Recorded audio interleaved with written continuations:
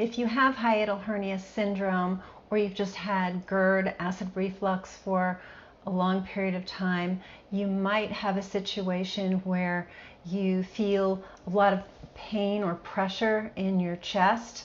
This is right at the level of the diaphragm. Or you have trouble swallowing, you have regurgitation. It can be very uncomfortable. You can get hiccups, you can get gas that feels trapped.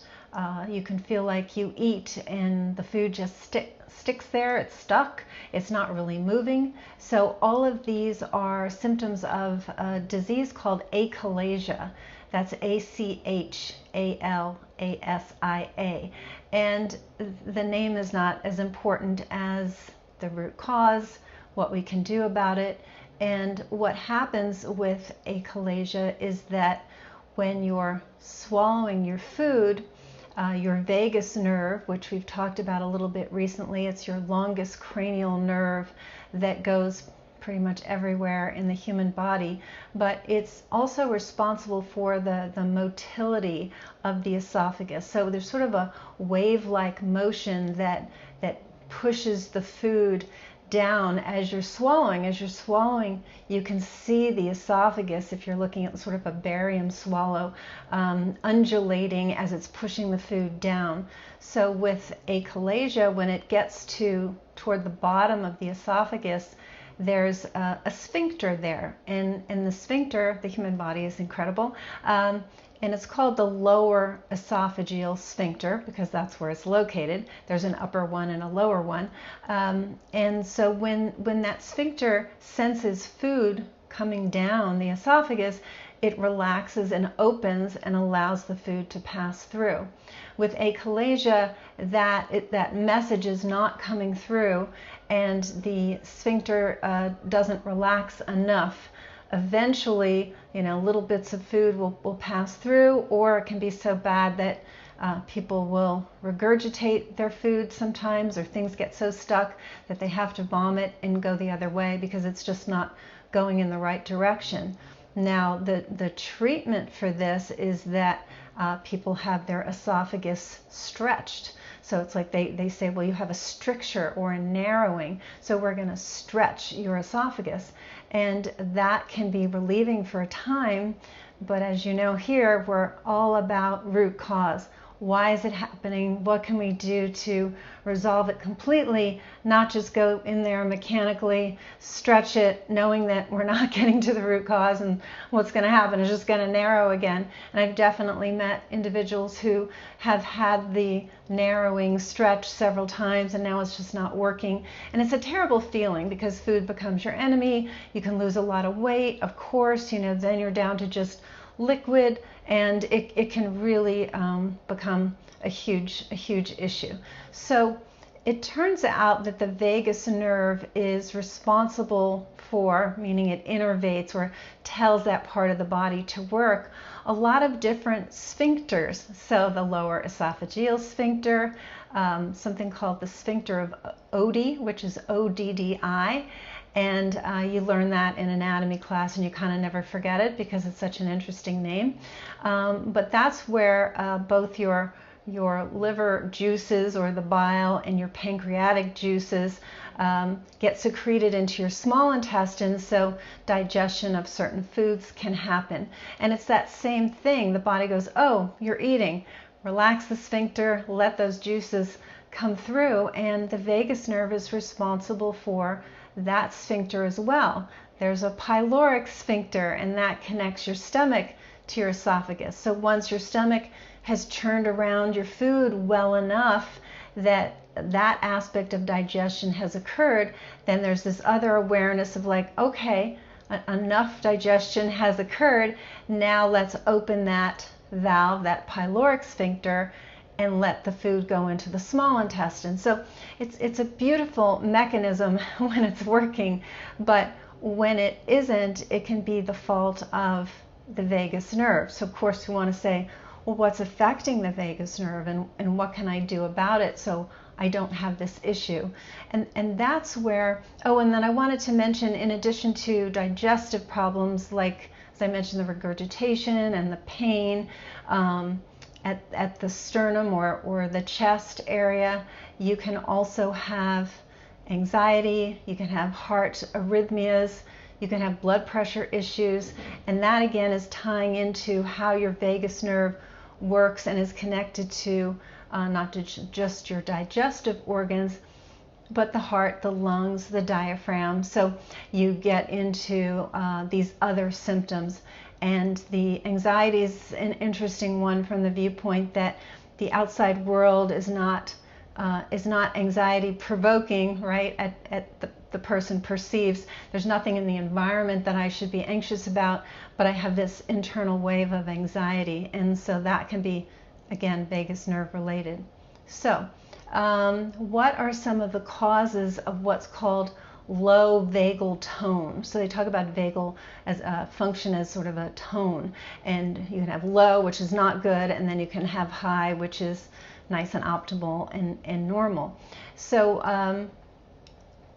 one of the things is aging, which I don't even want to put any focus on because there's nothing you can do about the passage of time.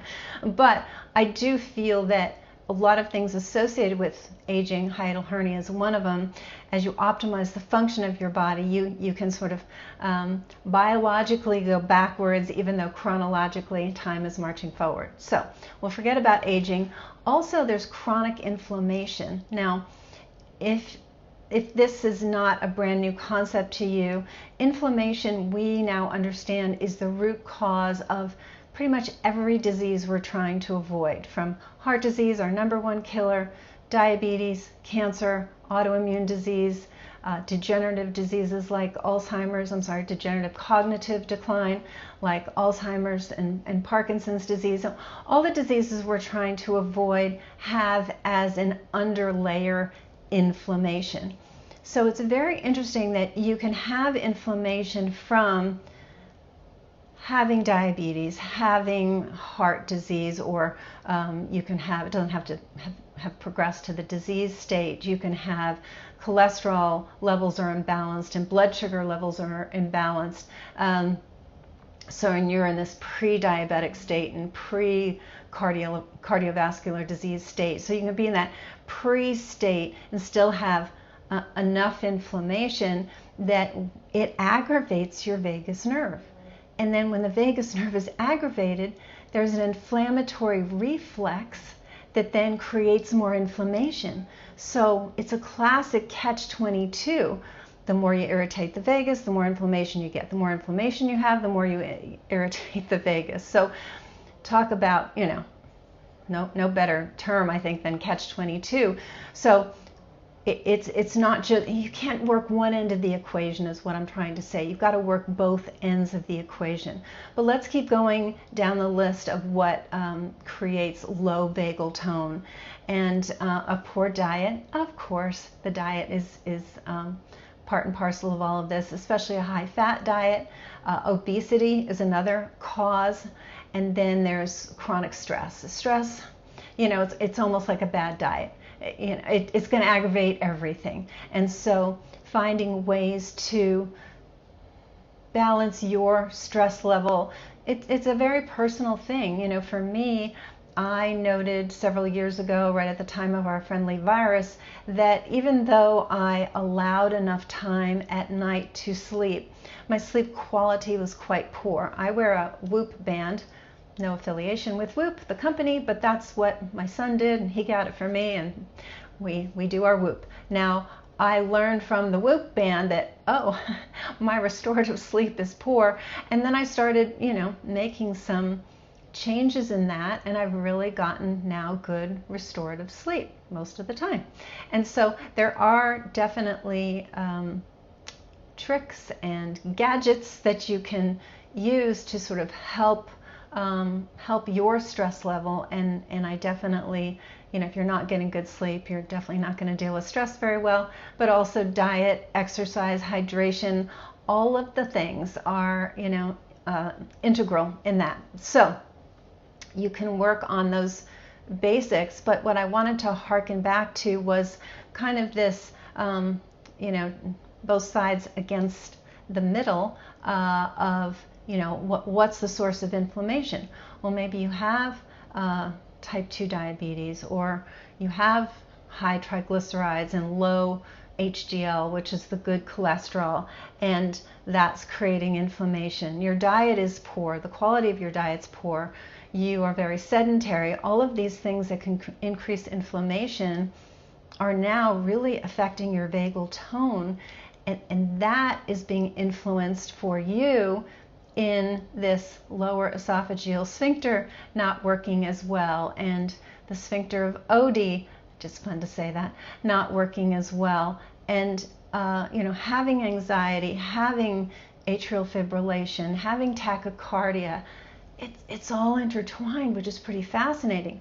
Now, one thing about the vagus nerve, I've been doing a deep dive into this, is that the number of neurons or kind of nerve cells with the vagus, it's very interesting. For the longest cranial nerve and all the places that it goes and all the things that it does, it turns out that the vagus nerve in its entirety, you can call it nerves, plural, because you've got, it goes down the right and left side of the body, but it altogether has anywhere from 40 to 100,000 neurons. Okay, now your eye, just your eye.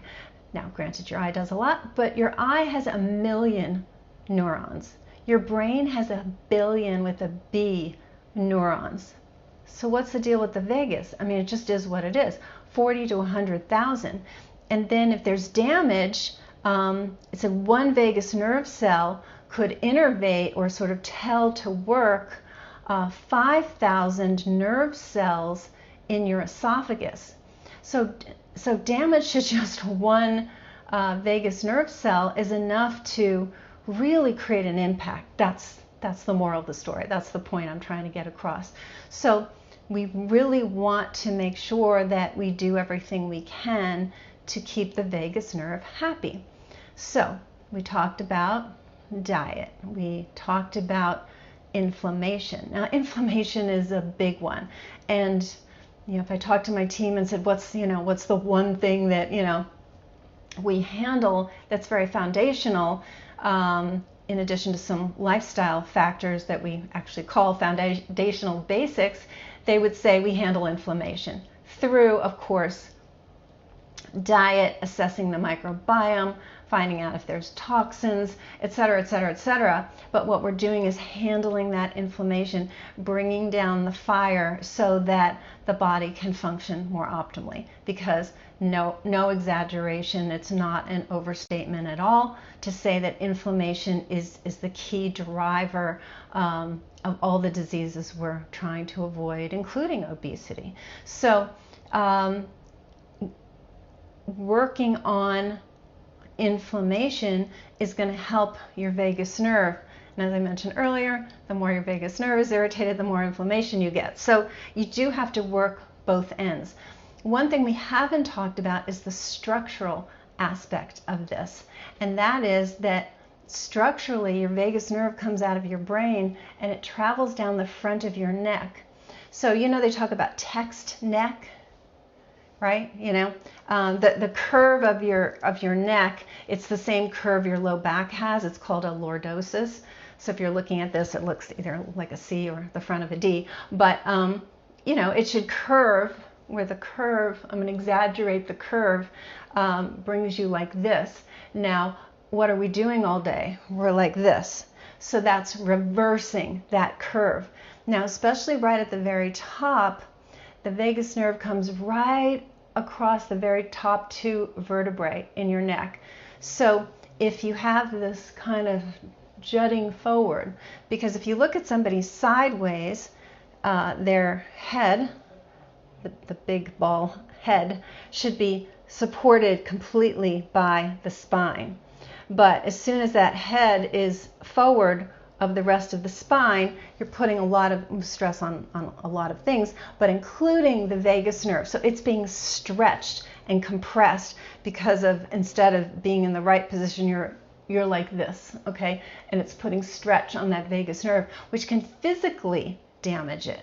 The good news is you can restore that curve of the neck and then restore the ligament integrity by strengthening the neck, and you can regain the diameter or the integrity of these vagus nerves. So they come back, which is great in most cases. I'm not talking about trauma, but in most cases you can regain that function, which is exciting. So chiropractors do this. There are people who do what's called prolotherapy, and that's an injection into the neck, which is a little scarier. I think when it's the right thing, of course it can be very beneficial as long as you're going to somebody who really knows what they're doing. If you've had a really bad neck injury, or if you've had maybe you've fused vertebrae in your neck, that can affect all of this. So you want to do everything you can to get that neck function restored best you can. But generally speaking, for many of us, it's a postural thing. You know, again, we're looking down at our phone, our head is forward all the time. And so I'm always like looking at my staff and saying, your monitor's too low, you know, raise it up and bring your phone up to you, don't go down to it. But things like that can make a difference. And that's part of our Hiatal Hernia Syndrome program, is we're looking at evaluating the vagus nerve structurally, as well as giving patients exercises and stretches and things to do to kind of regain that curve and that stability of the neck.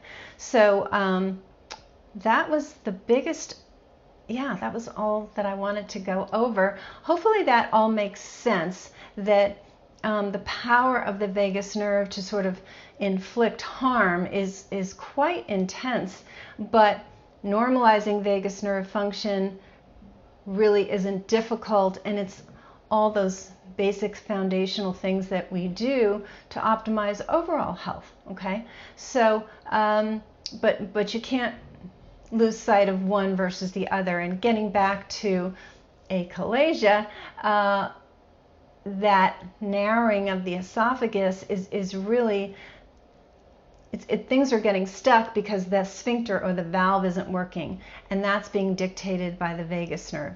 And then of course vagal nerve function is affected by all the things we just went over. So when you're talking from a root cause standpoint, we really need to optimize all the various things that can influence your vagus nerve, which is going to go a long way to optimizing your overall health.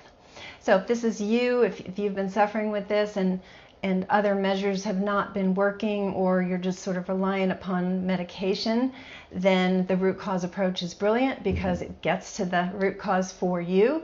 It's natural, there's no drugs, there's no surgery, and we have a very high success rate. And that's because we do get to the root cause, but I think it's also because we customize and personalize our program.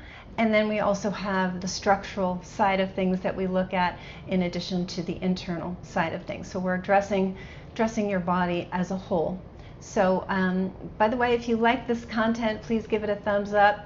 Subscribe to the channel. We're trying to get more subscribers so that more people can see the videos and get help from them, because I hear from people all over the world who really appreciate the information. But the more subscribers we get, then the more people can be helped and get information as well. So it's a pleasure. I appreciate all of you, and we'll talk soon.